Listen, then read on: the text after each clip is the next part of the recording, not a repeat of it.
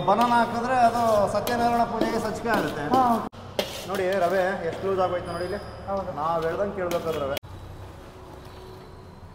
ಗಿಡವಾದಂಗೆ ಆಗ್ಬಿಡ್ಬೇಕು. Hello ಎಲ್ಲರಿಗೂ ನಮಸ್ಕಾರ. ಇವತ್ತಿನ ಹೊಸ ವ್ಲಾಗ್ ಎಲ್ರಿಗೂ ಸ್ವಾಗತ ಹೇಳ್ತಾ ಇವತ್ತು ಮತ್ತೆ ಹೊಸ ವ್ಲಾಗ್ ಹೊಸ ರೆಸಿಪಿ ಜೊತೆ ವಾಪಸ್ ಬಂದಿದ್ದೀವಿ. ಆಸ್ ಯೂಶುವಲ್ ನಮ್ಮ ಜೊತೆ ಪ್ರಭು ಅವರಿದ್ದಾರೆ. ಸೊ ನಮಸ್ಕಾರ ಪ್ರಭು ಅವರೇ. ಸೊ ಪ್ರಭು ಅವರೇ, ಇವತ್ತು ಯಾವ ರೆಸಿಪಿನ ನಮ್ಮ ವ್ಯೂವರ್ಸ್ಗೆ ಹೇಳ್ಕೊಡ್ತಾ ಇದ್ದೀರಾ? ಪೈನಾಪಲ್ ಕೇಸರಿ ಬಾತು.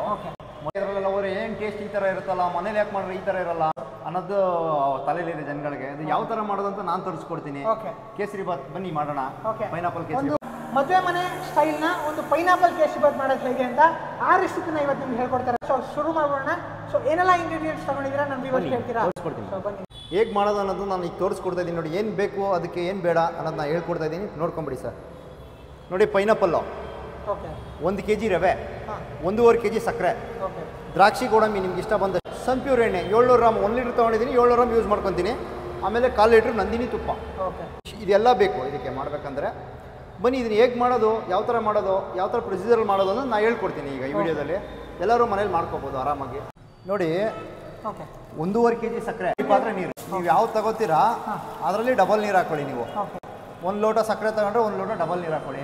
1/4 kg ರವೆ ಡಬಲ್ಲು ಸಕ್ಕರೆ, ಆ ಥರ. ಈಗ ನೋಡಿ ಸಕ್ಕರೆ ಹಾಕ್ತಾಯಿದ್ದೀನಿ. ಇದನ್ನು ಫಸ್ಟು ಪಾಕ ಮಾಡ್ಕೋಬೇಕು.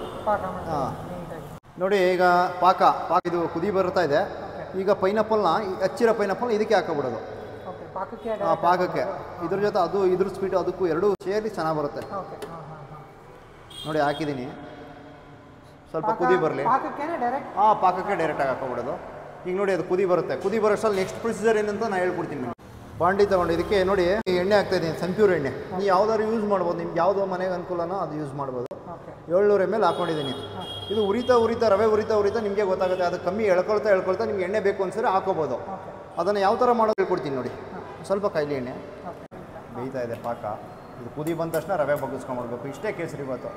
ಅದನ್ನು ಸ್ವಲ್ಪ ಹುರ್ಕೋಬೇಕಾದ್ರೆ ನಿಧಾನವಾಗಿ ಲೋ ಫ್ಲೇಮಲ್ಲೇ ಉರಿಬೇಕು. ಅದು ಯಾವ ರವೆ ಉರಿಯೋದೇ ಮೇನು. ಅದು ಸ್ವಲ್ಪ ಬ್ರೌನ್ ಕಲರ್ ಬಂದ ತಕ್ಷಣ ಪಾಕ ಹಾಕೋಬೇಕು. ಎಣ್ಣೆ ಹಾಕೋಬಿಡ್ಬೇಕು. ಇದನ್ನು ಚೆನ್ನಾಗಿ ಉರಿಬೇಕು.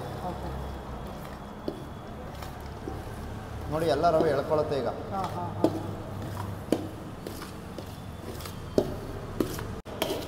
ಚೆನ್ನಾಗಿ ಈ ಥರ ಫ್ರೈ ಮಾಡಬೇಕು. ಯಾವ ಥರ ಫ್ರೈ ಮಾಡಬೇಕು ಅಂದರೆ ಇದ್ರದ್ದು ಗಟ್ಟಿತನ ಹೋಗುತ್ತೆ, ಲೂಸ್ ಆಗ್ಬಿಡುತ್ತೆ ರವೆ. ಲೂಸಾಗಿ ನಿಮಗೆ ತಿರುಗಿಸೋಕ್ಕೆ ಫ್ರೀ ಆಗ್ಬಿಡುತ್ತೆ. ಸ್ಟಾರ್ಟಿಂಗ್ ತಿರುಗಿಸ್ಬೇಕಾದ್ರೆ ಫುಲ್ಲು ಕಷ್ಟ, ಕೈಯೆಲ್ಲ ಓದ್ಕೊಳುತ್ತೆ. ಆಮೇಲೆ ಹೋಗ್ತಾ ನೀರು ಥರ ಬರುತ್ತೆ ಅದು. ಫ್ರೀಯಾಗಿ ಬರುತ್ತೆ. ಆಗ ರವೆ ಚೆನ್ನಾಗಿ ಹುರಿದಿದೆ ಅಂತ ಅರ್ಥ. ಇದೇ ಟೈಮಲ್ಲಿ ನಾವು ಗೋಡಂಬಿ ದ್ರಾಕ್ಷಿ ಇದರೊಳಗೆ ಹಾಕೋಬೇಕು. ಅದನ್ನು ಇದು ರವೆ ಸ್ವಲ್ಪ ಫ್ರೀ ಆದಮೇಲೆ ಹಾಕೋಬೇಕು. ಸೊ ಇಲ್ಲಿ ನೀವು ಬಳಸ್ತಾ ಇರೋದು ಒಂದು ಚಿರೋಟಿ ರವೆ ನಾ ಬಳಸ್ತಾ ಇರೋದು.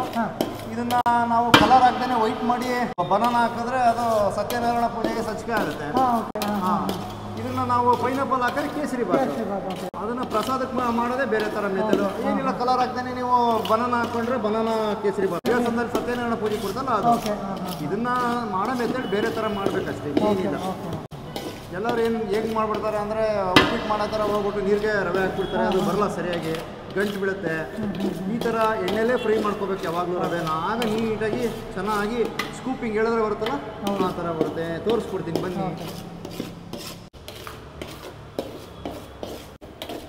ಪಾಕ ಕುದಿ ಬತ್ತು. ಇನ್ನೂ ರವೆ ಚೆನ್ನಾಗಿ ಫ್ರೈ ಆಗಬೇಕು. ನೋಡಿ ಲೂಸ್ ಆಗ್ತಾ ಇದೆ ಆಗಲೇ ರವೆ.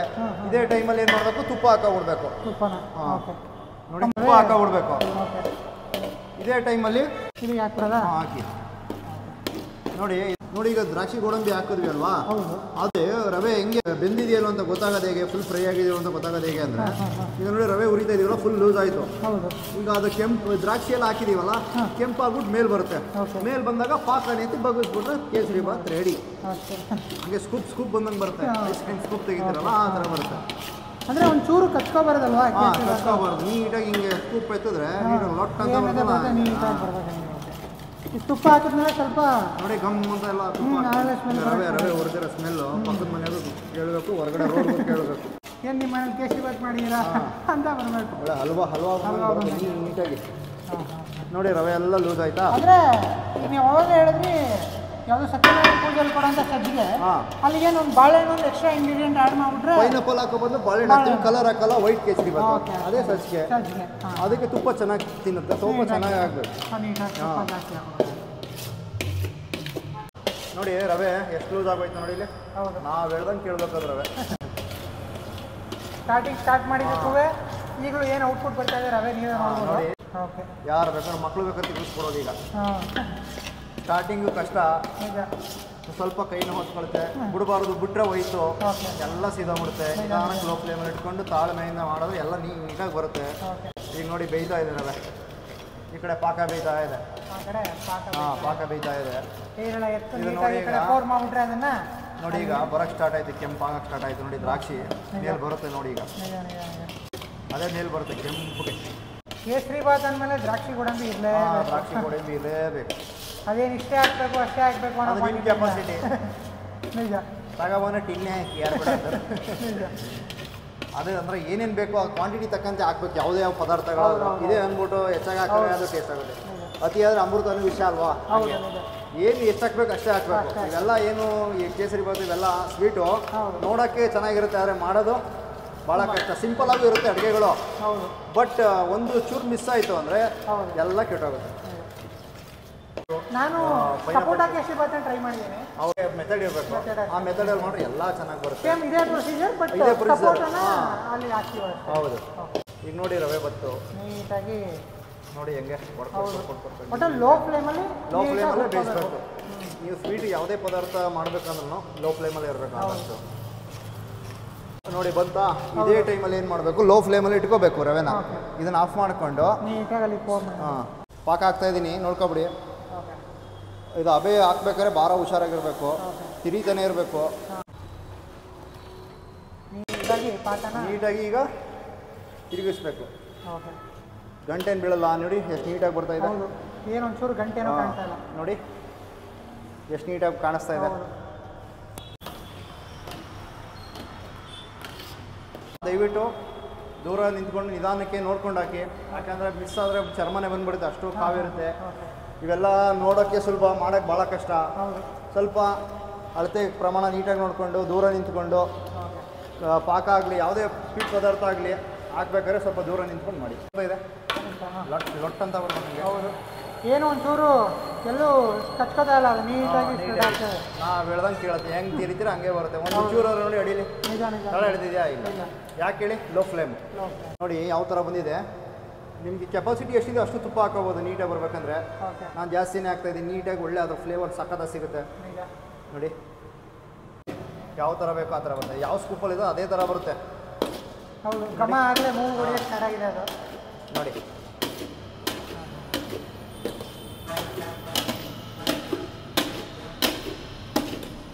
ನೋಡಿ ಹಿಂಗಂದ್ರೆ ನೀ ಒಳ್ಳೆ ಗಿಲವ್ ಆದಂಗೆ ಆಗ್ಬಿಡ್ಬೇಕು. ನೀಟಾಗಿ ಗೋಡೆ ಗಿಲವ್ ಮಾಡ್ತಾರೆ ಗೊತ್ತಾ, ನೈಸ್ ಹೌದು, ಹೌದು, ಗಿಲವ್. ಹೌದು. ನೋಡಿ ಅಲ್ವಾ ಬಂದಂಗೆ ಬರುತ್ತೆ. ನೋಡ್ತಾ ಇದ್ರೆ ತಿನ್ಬೇಕು ಅನ್ಸುತ್ತಲ್ಲ. ಹೌದು ಹೌದು ಹೌದು. ನೋಡಿ ಬಿಸಿ ಎಲ್ಲ ಅಂತ ಕೈ ಆಗ್ತಲ್ಲ. ನೋಡಿ ಈ ಥರ ಬಂದಾಗ ಈ ತಿರುಗಿಸ್ತಾ ಈ ಥರ ಒಂದು ಮಾತು ಹದಕ್ಕೆ ಕೇಳುತ್ತೆ. ಹದ ಬಂತು. ಹಾಂ ಹದ ಬಂತು. ನೀವು ಹೆಂಗೆ ಹೇಳ್ತೀರೋ ಆ ಥರ ಕೇಳುತ್ತೆ. ನೀವೇನಾದ್ರು ಹೆಚ್ಚು ಕಮ್ಮಿ ಮಾಡಿಬಿಟ್ರೆ ಅದೇ ಹೇಳ್ದಾಗ ನೀವು ಕೇಳಬೇಕು. ನೋಡಿ ಫೈನಲಿ ಕೇಸರಿ ಬಾತ್ ರೆಡಿ ಆಯಿತು. ಇಷ್ಟೇ ಮದುವೆಲಿ ಏನಕ್ಕೆ ಟೇಸ್ಟು ಅಂದರೆ ಈ ಥರ ಮಾಡೋದಕ್ಕೆ ಟೇಸ್ಟು. ಮನೇಲಿ ಹೆಣ್ಮಕ್ಳು ಏನು ಮಾಡ್ಬಿಡ್ತಾರೆ, ಅಯ್ಯೋ ಅಲ್ಲಿಂಗೆ ಮನೆಗೆ ಬರ್ತಾಯಿಲ್ಲ, ಮನೆಗೆ ಬರ್ತಿಲ್ಲ, ಭಾರಿ ತಲೆ ತಿಂತಾರೆ ಹೆಣ್ಮಕ್ಳು ಮನೆಗೆ. ಈ ಥರ ಮಾಡಿ ಲೋ ಫ್ಲೇಮಲ್ಲಿ ಇಟ್ಕೊಂಡು ನೀಟಾಗಿ ಬರುತ್ತೆ. ಏನೇ ಆದ್ರೂ ಯಾವುದೇ ಕೆಲಸ ಆದ್ರೂ ನಾವು ಪ್ರೀತಿಯಿಂದ ಶ್ರದ್ಧೆಯಿಂದ ಅದಕ್ಕೆ ಪ್ರೀತಿ ಕೊಟ್ಟು ಮಾಡಿದ್ರೆ ನೀಟಾಗಿ ಬರೋದು. ಇಲ್ಲ ಅಂದರೆ ನಾವು ಯಾವುದೋ ಬೇಜಾರಲ್ಲಿ ಏನೋ ಮಾಡ್ತೀನಿ ಅದೇನೋ ಆಗುತ್ತದು. ಆ ಥರ ಆಗೋದು ಬೇಡ. ಯಾವುದೇ ಕೆಲಸ ಆಗಲಿ ಗೌರವ ಕೊಟ್ಟು ಮಾಡಿದ್ರೆ ಎಲ್ಲ ಚೆನ್ನಾಗಿ ಬರುತ್ತೆ. ಇಷ್ಟಪಟ್ಟು ಕೆಲಸ ಮಾಡಿದ್ರೆ ಸಂಜೆವರೆಗೂ ಬೇಗ ಕೆಲಸನೇ ಮುಗಿದೋಗುತ್ತೆ. ಕಷ್ಟಪಟ್ಟು ಯಾವ ಮಾಡಬೇಕಲ್ಲ ಅಂದರೆ ಇದೆಯಲ್ಲ. ನಾನು ಯಾವುದೇ ಪದಾರ್ಥನಾಗಲಿ ಅನ್ನಪೂರ್ಣೇಶ್ವರಿ ತಾಯಿ ಹೆಸರು ಹೇಳ್ಬಿಟ್ಟೆ ಮಾಡೋದು. ಮನಸ್ಸಲ್ಲಿ ಬೇಡ್ಕೊಂಡಿರ್ತೀನಿ ಮಾಡೋಕ್ಕೂ ಮುಂಚೆ. ಅದು ನೀವು ಯಾವುದೇ ಪದಾರ್ಥ ಆಗಲೂ ಅನ್ನಪೂರ್ಣೇಶ್ವರಿ ತಾಯಿ ಮನಸ್ಸಲ್ಲಿ ಹೇಳ್ಕೊಂಡ್ರೆ ನೀಟಾಗಿ ಬರುತ್ತೆ ಅಡುಗೆ. ಆ ತಾಯಿ ಅನ್ನಪೂರ್ಣೇಶ್ವರಿ ಫೋಟೋ ನಾನು ಯಾವಾಗಲೂ ಅಡುಗೆ ಮಾಡಲ್ಲ, ಅದೇ ಹಾಕೋದು. ನೋಡಿ ಬನ್ನಿ ಟೇಸ್ಟ್ ಮಾಡೋಣ. ಓಕೆ. ಈಗ ಫೈನಲಿ ಕೇಸರಿ ಬಾತ್ ರೆಡಿಯಾಗಿದೆ. ಸೊ ಮದುವೆ ಮನೆ ಸ್ಟೈಲ್ನ ಪೈನಾಪಲ್ ಕೇಸರಿ ಬಾತ್ ರೆಡಿಯಾಗಿದೆ. ನೀಟಾಗಿ ಟೇಸ್ಟ್ ನೋಡಿ ಹೆಂಗಿದೆ ಏನು ಅಂತ ನಿಮಗೂ ಹೇಳ್ತೀನಿ. ಸೊ ಬನ್ನಿ ಹೆಂಗಿದೆ ಏನು ಟೇಸ್ಟ್ ನೋಡೋಣ. ಫೈನಲಿ ಮದುವೆ ಮನೆ ಸ್ಟೈಲ್ನ ಪೈನಾಪಲ್ ಕೇಸರಿ ಬಾತ್ನ ಸಿಂಪಲ್ಲಾಗಿ ಮಾಡಿ ತೋರಿಸ್ಕೊಟ್ಟಿದ್ದಾರೆ. ಸೊ ಇವಾಗ ಟೇಸ್ಟ್ ನೋಡ್ತಾ ಇದ್ದೀನಿ. ನೋಡಿ ನನ್ನ ಅದೃಷ್ಟಕ್ಕೆ ಮೇಲ್ಗಡೆ ನನಗೆ ದ್ರಾಕ್ಷಿ ಸಿಕ್ಕಿದೆ. ಸೊ ವಿತ್ ದ್ರಾಕ್ಷಿ ಗೋಡಂಬಿ ಜೊತೆ ಟ್ರೈ ಮಾಡ್ತಾ ಇದ್ದೀನಿ. ಹೇಗಿದೆ?